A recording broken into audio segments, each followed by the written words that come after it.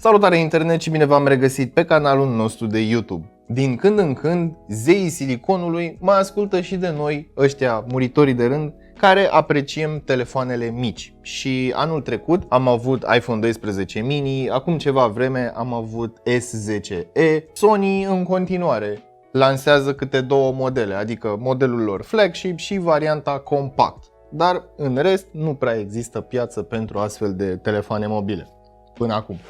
În această cutie nu este niciun Sony, niciun Samsung și niciun telefon de la Apple. Este Asus Zenfone 8. Nu varianta Flip, Zenfone 8. Simplu. Un telefon mic, compact, pe care îl poți folosi cu o singură mână și are o grămadă de lucruri bune ascunse sub capotă. Hai să vedem despre ce este vorba și de ce cred că este probabil următorul meu telefon preferat.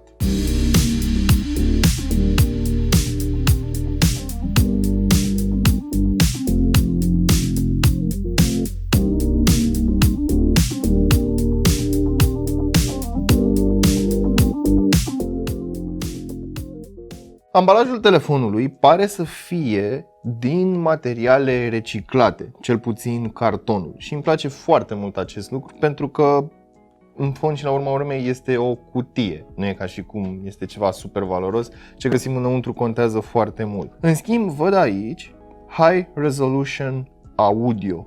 Hai să-i dăm capacul deoparte. Am uitat să vă spun. Ce am în față este o variantă de review. Cel mai probabil, ambalajul retail va semăna foarte mult. În schimb, telefonul este unul și același cu ceea ce puteți să găsiți și voi pe piață în magazine. Acestea fiind spuse, hai să-i dăm acest plic deoparte. Avem cheița pentru ejectarea SIM-ului. Asus In Search of Incredible este un manual în engleză. Un hard case cu textură, sigla de la Asus Zenfone. Telefonul care este pus aici. Mai avem o cutiuță cu încărcător și cablu. Bun. Este cablu normal? Nu, este cablu Type-C. Și aici este una bucată brick de 30 de W. Hai să ne îndreptăm atenția acum către telefonul mobil, care arată ceva de genul acesta. Multă lume spune că este un telefon urât. Personal nu cred că este nici frumos, nici urât. Puteau, sau ar fi putut, mai bine spus, să facă un design puțin diferit al acestui camera bump, dar în fond și la urma urmei e funcțional. Și atunci nu mă deranjează cu absolut nimic. Văd că deja mi-am pus amprentele pe el. Este făcut din sticlă, aluminiu, finisaj frosted glass. Îmi place foarte mult, dar alunecă imediat, mai ales dacă ai mâna uscată și nu l-ai prins cum trebuie, a scăpat din mâinile tale direct pe podea. Buton de power, care îmi place foarte mult, este un buton albastru, cele două butoane de volum, jack, Type-C, iar aici avem sertarul pentru SIM sau SIM-uri. Din câte știu eu, telefonul nu are suport pentru card micro SD. Ia să vedem. 1, 2. Dual SIM.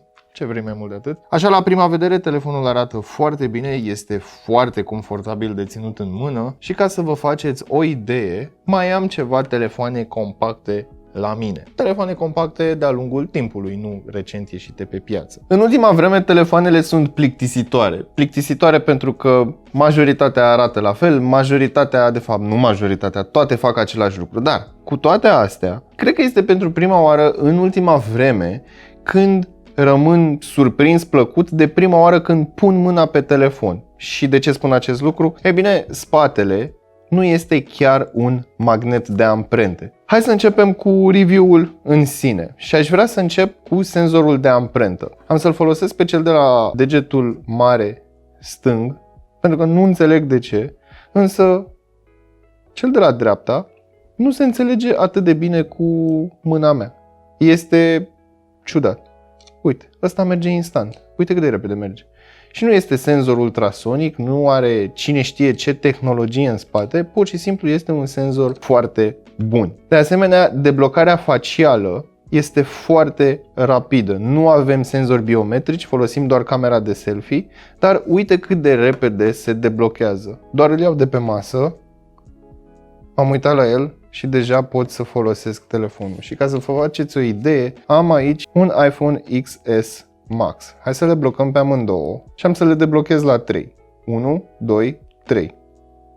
Poftim. S-au deblocat similar de rapid. Modelul acesta se deblochează rapid și cu senzorul de amprentă, dar și cu deblocarea facială, ceea ce mi se pare un plus. 5,9 inch în diagonală, Super AMOLED, HDR10 Plus la 120 de Hz. De asemenea, peak brightness este la 1100 de niți. Așadar, este foarte lizibil atunci când lumina soarelui bate direct în el și elementele se văd clar. Ecranul îmi place foarte mult. De fapt, nu. Îmi place faptul că este compact, este Full HD și este fix punctul acela foarte dulce sau sweet spot-ul, cum spun englezii, între diagonală, densitate și rezoluție. Toate elementele se văd foarte clar, culorile sunt vii, saturate. De asemenea, există mai multe setări în meniul telefonului, în tabul cu display. Și uite aici avem setările. Putem seta temperatura de la temperatură rece la caldă. Avem modul natural, implicit, cinematic, standard sau putem să personalizăm noi. Uite, dacă vrei poți să-l lași așa alb-negru, dacă ești mai bacovian, sau poți să-l dai la maximum și toate culorile sunt ultra saturate. Bine, nu recomand acest mod pentru editarea fotografiilor pentru că, evident, ecranul nu mai reproduce culorile cu acuratețe în modul acesta. Ecranul este protejat cu Gorilla Glass Victus. Asta înseamnă ultima versiune de sticlă securizată. Așadar, faptul că este un telefon mai ieftin decât Zenfone 8 Flip și mai ieftin decât majoritatea flagship-urilor nu înseamnă că protecția este mai slabă. În cazul în care îl scapi în apă sau te prinde ploaia, poți să nu-ți faci griji pentru că ai și protecție IP68 la apă și praf. Hai să vorbim acum despre hardware. Snapdragon 888, 256 de GB spațiu de stocare intern și 16 GB RAM. Totul este suficient cât să te țină 3, poate chiar 4 ani de zile în cazul în care nu scapi telefonul. Experiența de utilizare evident este neîntreruptă, dar am făcut și Geekbench 5. Hai să vedem cum s-a descurcat în testul sintetic. Mergem la History. 1127 de puncte în single și 3676 în multicore. Înainte de a merge mai departe către fotografie, aș vrea să vă arăt câteva mici chestii din interfață pe care le-am observat și cumva fac din acest telefon unul complet. În primul și în primul rând, există o opțiune pe care o poți activa și dacă apeși volum sus și power, dai telefonul direct pe vibrație. Da? Nici nu mai trebuie să stai să apeși pe volum în jos până când îți vibrează și atunci ești sigur că l-ai pus pe silent. Nu. Apeși așa și gata, l-ai pus pe vibrație. Un alt efect care mi-a plăcut este animația pe care o ai când tragi de notificări în jos. Wallpaper-ul are un efect de zoom out și zoom in când revii la loc. Alte lucruri interesante pe care le-am mai găsit în interfață ar fi aici în meniul de oprire alimentare. Avem emergency, power off și restart, dar ce mi s-a părut interesant sunt aceste controle. Bine, nu am aplicații și nu am alte device-uri conectate, dar în cazul în care, eu știu, ai o priză smart, un bec smart la tine acasă, meniul acesta este ca un fel de hub de control pentru acele dispozitive. Hai să mergem în setări, aici, la baterie. Pe lângă modurile obișnuite pe care le vedem pe majoritatea telefoanelor cu Power Optimization, Background App Management și așa mai departe, avem câteva moduri de sistem. High Performance, Dynamic, Durabil, Ultra Durabil și modul avansat. Singurul pe care nu-l putem personaliza este modul dinamic. De ce? Pentru că toate setările sunt făcute automat. Toate optimizările sunt făcute de către sistemul de operare. Dar, dacă bifăm Advanced, dăm Apply și apăsăm pe rotiță, uite că avem multe controale avansate pe care nu le întâlnim în mod obișnuit la alte modele de telefoane. Thermal limit, performanța CPU-ului, performanța GPU-ului, performanța RAM-ului. Poți să forțezi aplicațiile din fundal să nu mai ruleze. Avem opțiuni pentru rețea, opțiuni pentru display, unde poți să selectezi, de exemplu, doar la 60 de Hz să funcționeze. Poți să dau Force Set System Color to Dark. Practic, forțez Dark Mode pe telefonul mobil, indiferent de situație, indiferent de oră și așa mai departe. Sunt o grămadă de setări pe care poți să ți le personalizezi în funcție de scenariile tale de utilizare. Un alt element pe care l-am observat este vibrația atunci când ajungi la capătul unei liste. Este o vibrație subtilă, doar ca să te facă să înțelegi că nu mai ai unde să dai scroll. De asemenea, pentru că tot am vorbit despre vibrație, se aseamănă cu telefoanele de la Apple. Este o vibrație subtilă, o vibrație scurtă și inclusiv când tastezi și ții așa telefonul în mână, este extraordinar de satisfăcătoare această vibrație, acest feedback. Și atunci, da, pot spune cu siguranță că se duce în zona aceea de feeling premium. Mergem mai departe, unde vorbim despre camere. Telefonul are doar 2 pe spate și nu urmează trendul modern cu 11.000 de camere. Avem senzorul principal de 64 de megapixeli f1.8 cu stabilizare optică și senzorul secundar de 12 megapixeli f2.2 cu lentilă ultra-wide. Camera este capabilă să filmeze 8K 24 sau 4K 30, 60 sau 120 de cadre pe secundă. De asemenea, avem și filmare 720p la 480 de cadre pe secundă, adică un fel de super slow motion. Camera pentru selfie are 12 megapixeli f2.5 și nu are stabilizare optică, în schimb poate să filmeze 4K 30 sau Full HD 120. Hai să aruncăm o scurtă privire și asupra aplicației. În partea de jos avem modurile, slow motion, timelapse, video, foto și așa mai departe. În schimb, pe mine mă interesează aici la more. Avem night mode, motion tracking. Asta înseamnă că poți face focus pe un subiect și în cazul în care subiectul se mișcă, telefonul știe să facă tracking în acea zonă. Pro video și modul pro pentru cameră. Mă bucură foarte mult să văd aceste setări la acest telefon. Am ieșit din greșeală, hai să intrăm înapoi. Sunt curios de Pro Video. Da, putem selecta între cele 2 camere. Ia să vedem, setări pentru microfon, Wind Noise Reduction și Recording Detection, Mic Focus.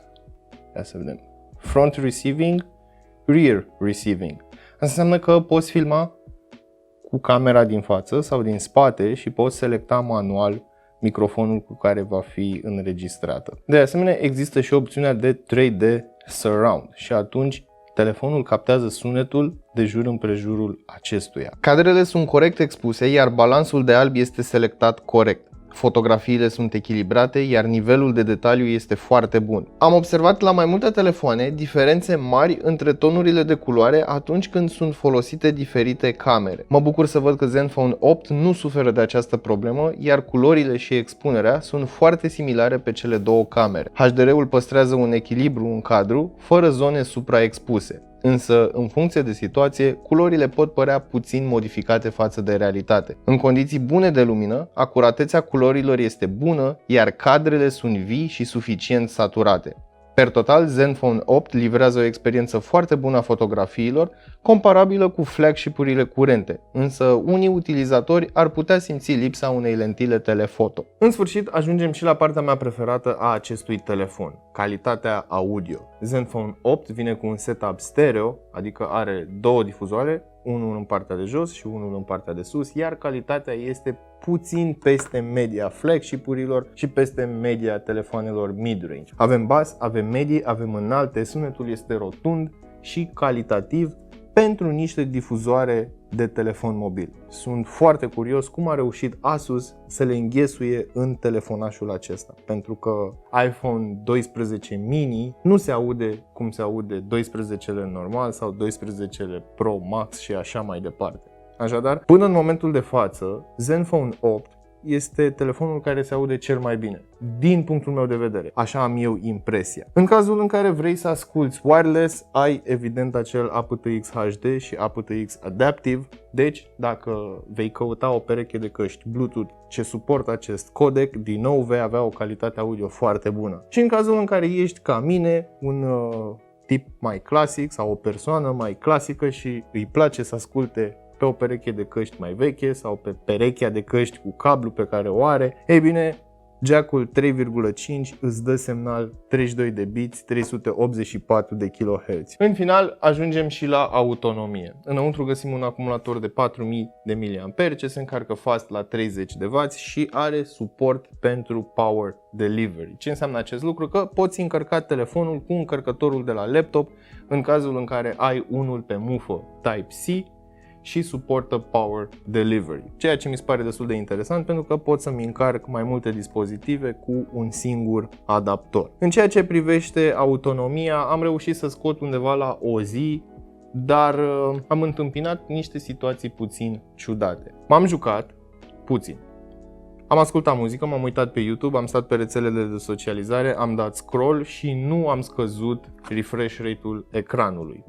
Da, m-a ținut o zi, însă a trebuit să dezactivez Always On Display. Probabil este un bug software care face ca acest mod să consume ceva mai multă baterie. De ce spun acest lucru? Pentru că în momentele în care îl las pe masă și este afișat acel Always On Display, văd că bateria se duce mai repede decât în mod obișnuit pe alte telefoane. Așadar, sunt sigur că nu este o problemă hardware, ci mai degrabă este o problemă software care se poate repara cu un update. Nu avem încărcare wireless, însă personal nu mă deranjează. De ce? Pentru că se încarcă foarte rapid pe cablu. Bun, cam asta ar fi și pentru ziua de astăzi. Până data viitoare știți ce aveți de făcut. Nu uitați să verificați descrierea pentru link-uri utile și prețuri actualizate și dați-vă cu părerea despre acest telefon în secțiunea de comentarii de mai jos.